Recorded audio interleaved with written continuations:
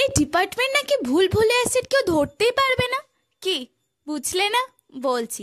High everyone, welcome back to my বাঁশ পড়া জীবনে। Firstly thank you so much আমার ভিডিওটাতে এত ভালোবাসা দেওয়ার জন্য।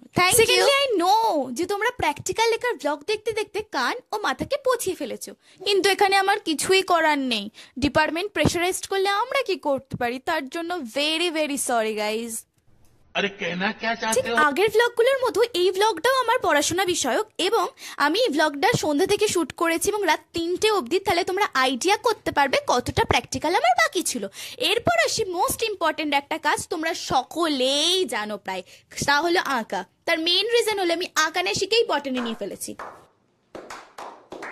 এরপর সকালবেলা ঘুম থেকে উঠে ফটাস করে রেডি হয়ে একটি পাহাড় একটি মালভূমিকে অতিক্রম করে পৌঁছে যায় কলেজ। এরপর আমি জুওলজি ডিপার্টমেন্টে গিয়ে প্র্যাকটিক্যালটা জমা দিই আর নিজের ডিপার্টমেন্টে ফিরে এসে একটু এক্সপ্লোর করার চেষ্টা করি। কিছুক্ষণ পরই আমি রিয়েলাইজ করি এই ডিপার্টমেন্ট নয়, পুরো ভুলভুলাইয়া সেট। 1 hour later. এরপর আমি এবং আমার বন্ধুরা সবাই মিলে একটু লাভ লাইফ বিষয়ে আলোচনা করছিল। তখনই আমি রিয়েলাইজ করি আমি তো চিরতরে সিঙ্গেল, আমার তো কোনো বয়ফ্রেন্ড নেই। এই দুঃখ নিয়ে আমি কষ্টে বাড়ি যাই। তোমরা প্লিজ চ্যানেলটিকে সাবস্ক্রাইব করো। বাই।